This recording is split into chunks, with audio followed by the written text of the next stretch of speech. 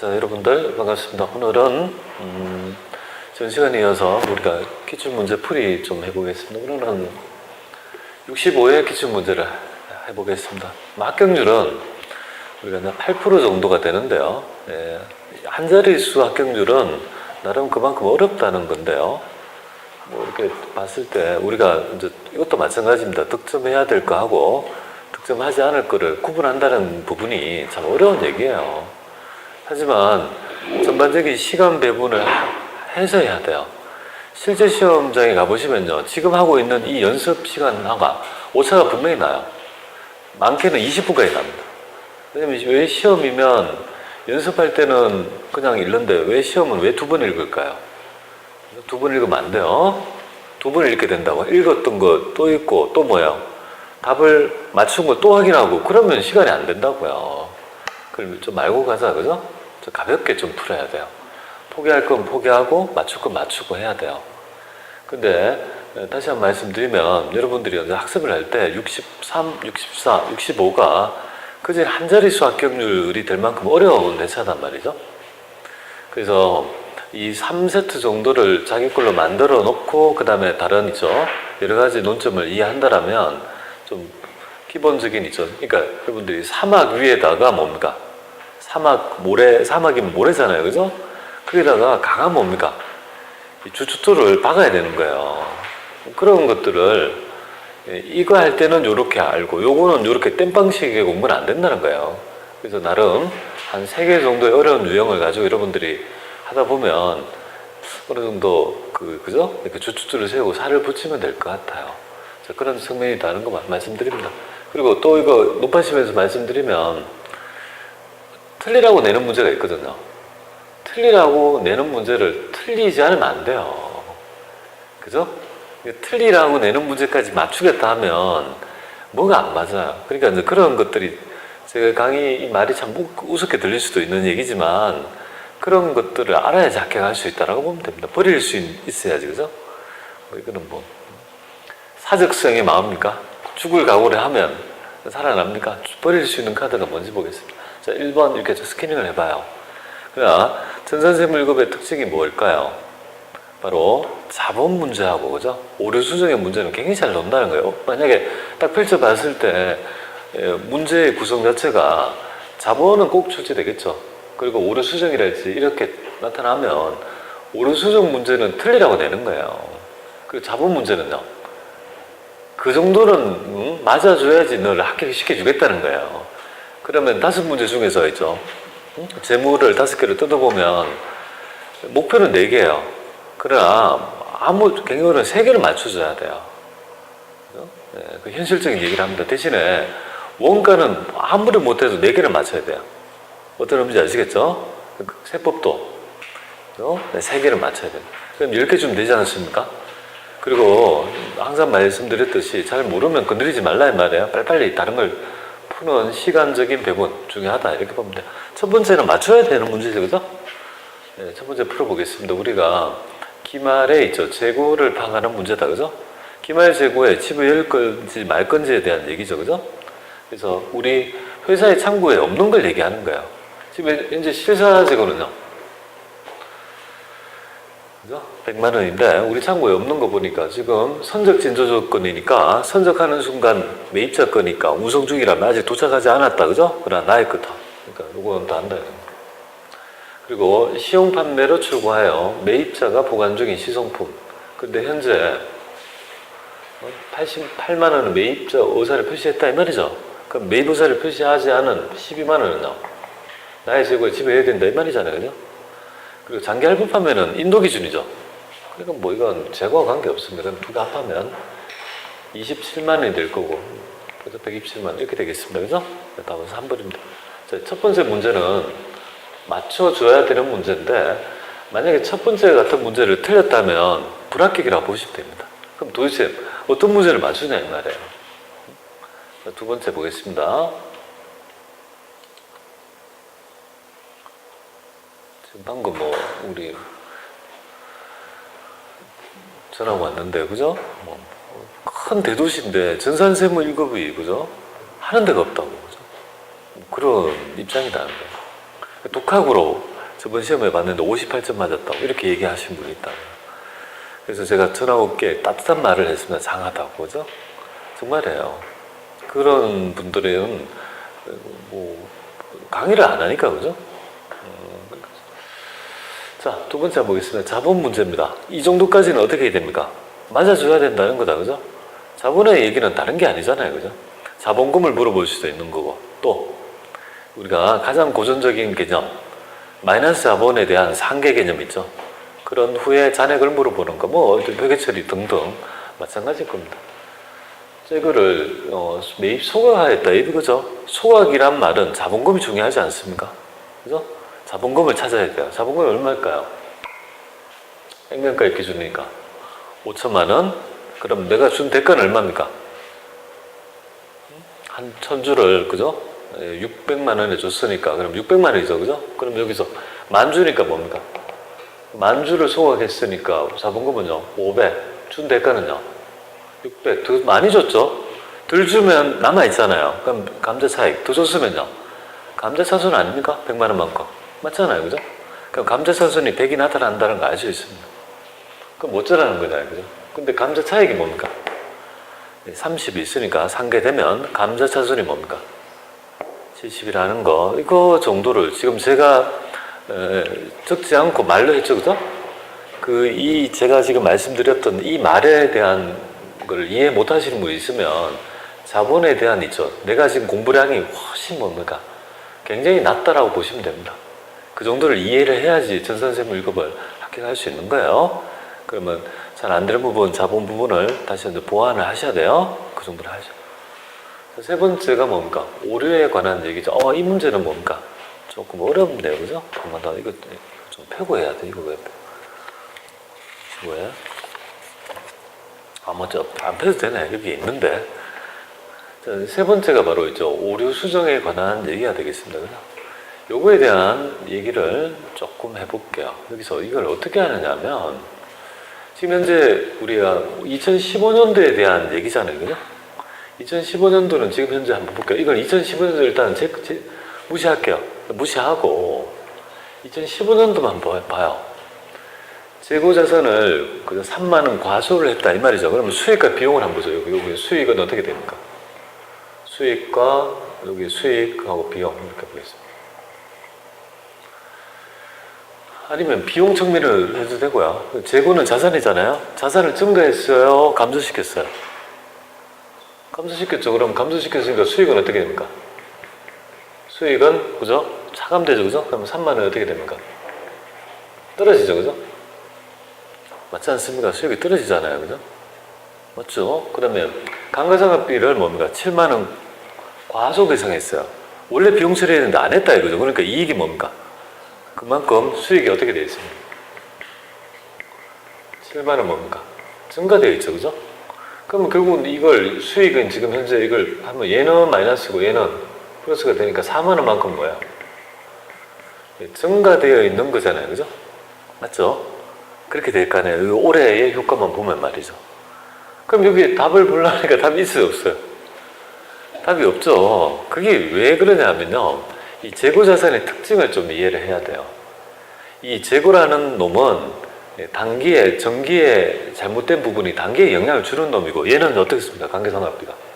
전기에 잘못한 걸로 단절되는 개념이에요. 그러니까 재고라는 놈은 그 다음 연도에 영향을 주는데, 뭐 이거 나온 김에 뭐 간단한 예를 들어서 말씀드려볼게요. 하나의 예를 들어서 말씀드려보겠습니다.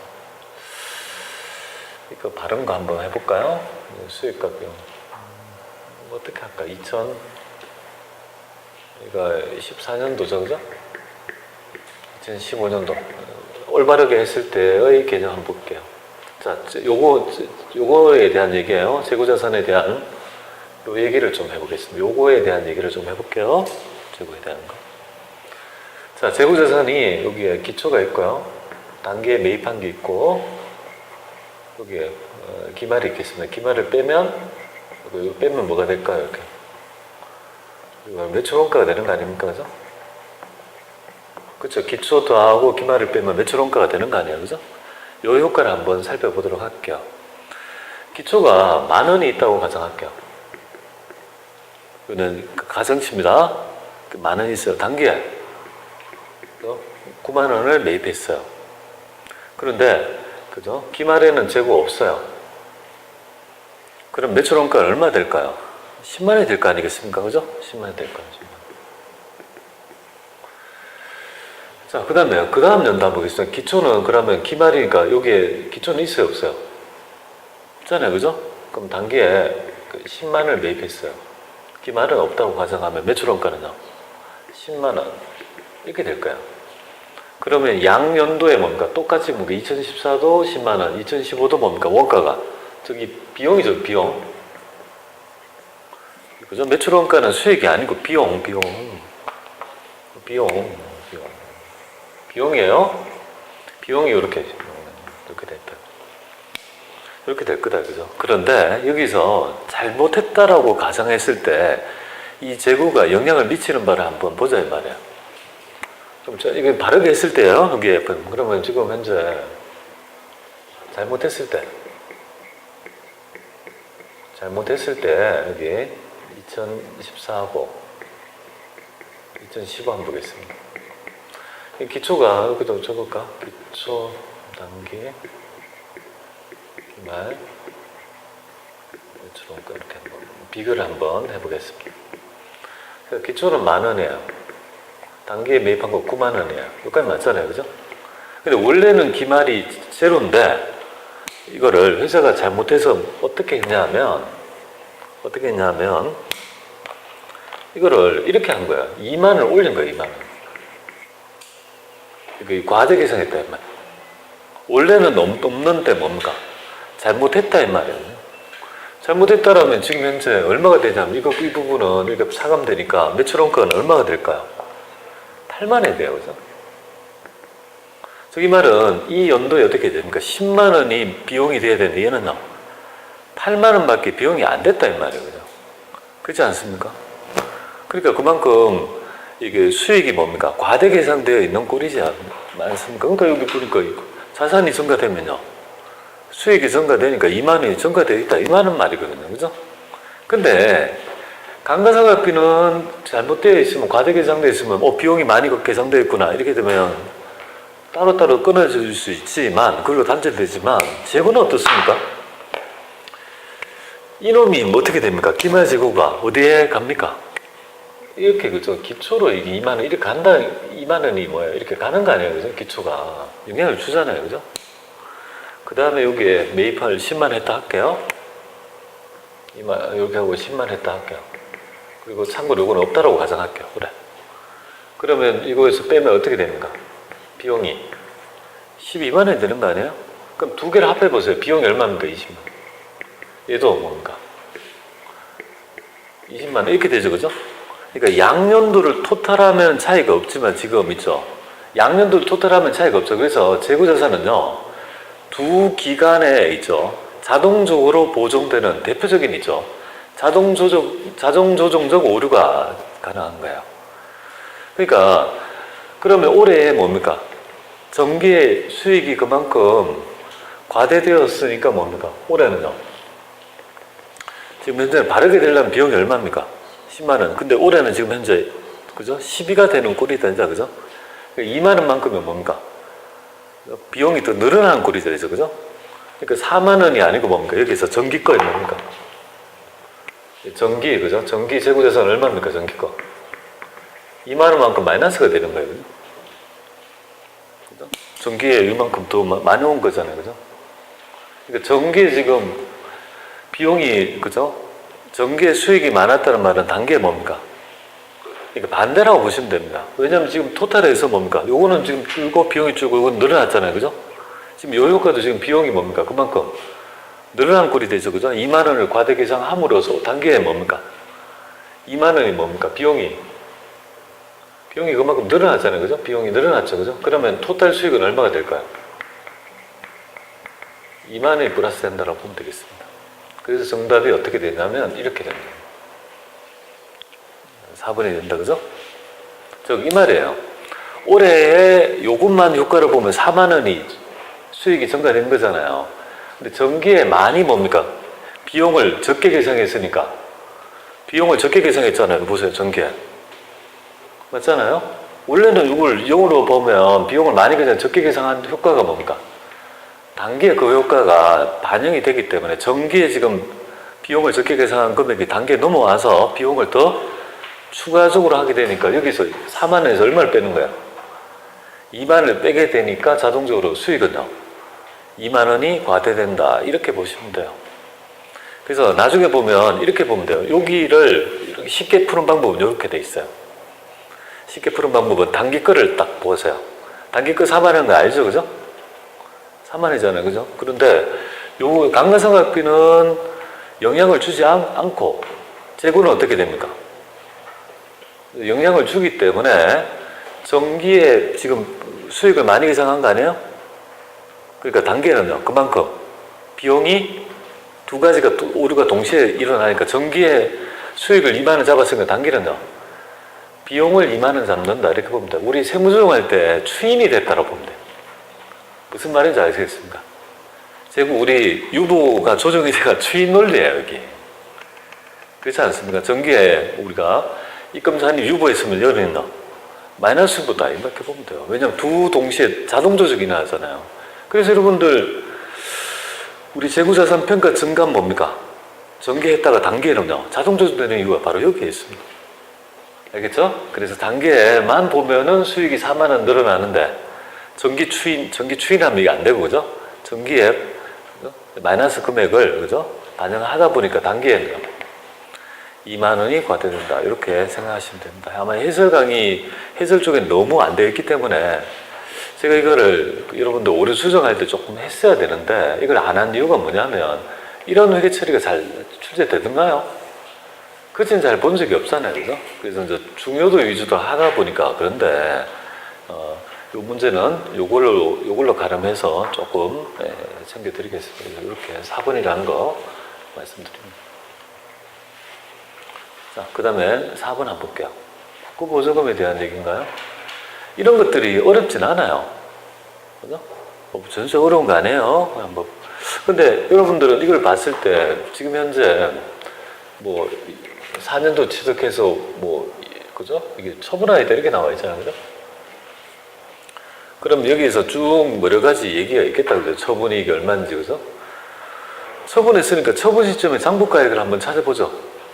근데 여기서 국고보조금을 받았잖아요. 국고보조금 얼마인지 아시겠어요? 50만 원이라는 거 알 수 있습니까? 자, 이거 한번 볼게요. 5년 상각 정액이다. 근데 얼마입니까? 100만 원. 그럼 1년에 얼마입니까? 20만 원. 그럼 2년이 경과됐으니까 뭡니까? 잔액이 뭡니까? 40만 원이 되는 거죠. 그죠? 근데 국고보조금은요? 그죠? 뭐 5년인데 2년 지났으니까 당연히 뭡니까? 30 남았다는 거는 50만 원 반씩 받았다는 걸 우리가 알 수 있는데요.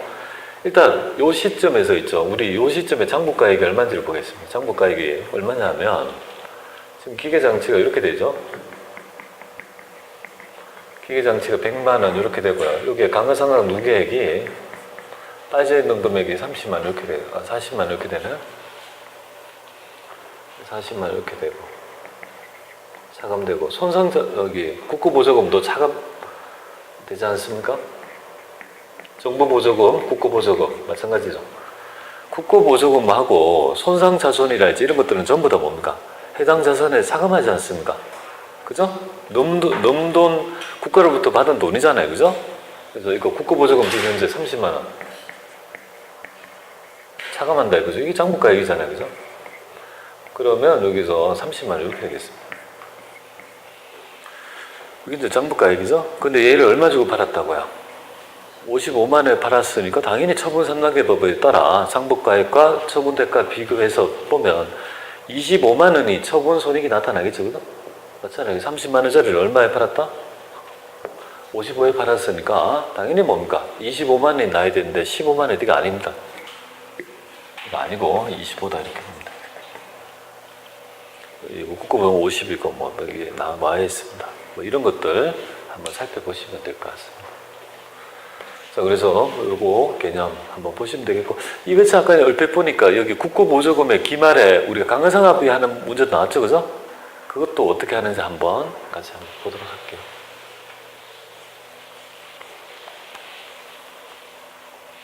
2015년도 말에 장부가액은 얼마일까? 30만이었죠.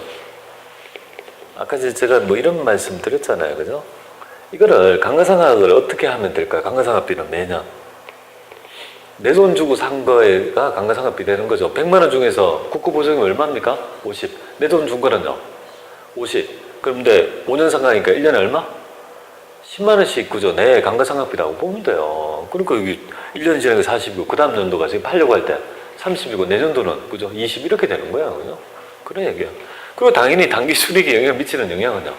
10만 원씩 비용하는 거 아닙니까? 내가 50만 원 주고 사서 비용 처리한 거잖아요. 그죠? 별로 어려운 거 아닌데 쉽게 할 수 있잖아요. 그죠? 이렇게 보고 그렇게 보시면 됩니다. 알 거라고 봤는데 눈빛이 의아하는 것 같아서 제가 조금 더 붙였습니다. 어려운 얘기는 아닌데 그죠? 5번 한번 보겠습니다. 다음 주 이렇게 그래서 뭐 두 문제 정도가 회계 요거 추정하는 거 있잖아요. 이거는 틀릴 수 있어요. 잘 못 새기면 잘 못하면 틀릴 수 있는데 국고보조금이 먼저 문제인 거예요. 그때가 딱 난이죠. 그걸 맞추느냐 안 맞추느냐가 합격의 분기라고 보면 돼요. 그걸 좀 맞춰주고 여기까지 맞춰주면요 무난하게 될 거 아닙니까? 우리 추정의 변경은요 추정의 변경을 했다라면 전진법에 의해서 그죠? 올해 했죠. 당해 연도에 변경했다라면 당해 연도에 뭡니까? 개시일로부터 미래 이후 기간에 있죠. 추정치를 그죠? 적용합니다. 그죠? 그래서 회계 추정의 변경 효과는 당해 회계 연도의 종료일이 아니고 뭡니까? 개시일부터 뭡니까? 이게 종료일이 아닙니다. 그럼 종료일이란 말은 그 다음 연도인데? 그죠? 아니고 추정의 변경 효과는요. 올해 추정을 했다라면 추정 효과는 당해 연도의 개시일부터 뭡니까? 이후 기간에 있어. 변경된 방법에 의해서 전진법에 의해서 적용한다는 거야. 그죠?